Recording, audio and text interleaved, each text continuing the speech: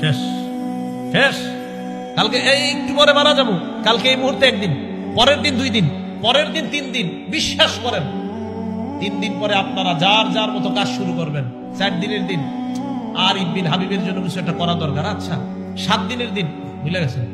1 মাস পরে সবাই সবার মতো। 1 বছর পরে কিসের কে আরিফ বিন হাবিব, কোথায় কে সে কি, সব শেষ।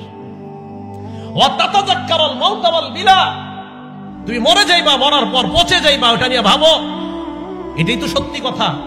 আমি আপনি মারা যাওয়ার পর আমার সন্তানাদি, আমার আত্মীয় স্বজন আমাদেরকে দাফন করে দিবে। দাফন করে দেওয়ার পর একটু বলবে এই সে ভালো ছিল, সেই ছিল, সেই ছিল। 2 দিন 3 দিন আস্তে আস্তে সবাই সবার মতো চলবে।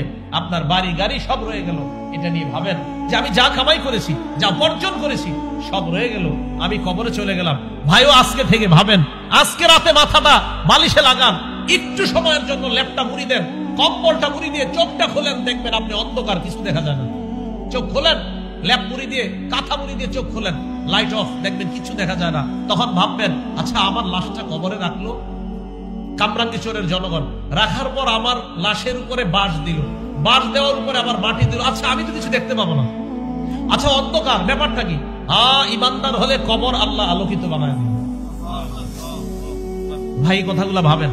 নবীজি বললেন আল্লাহকে লজ্জা পাওয়ার 3 নম্বর অর্থ তাতাযাক্কারুল মাউতা ওয়াল বিলা, তুমি মারা যাইবা এটা চিন্তা করো, পচে যাইবা চিন্তা করো।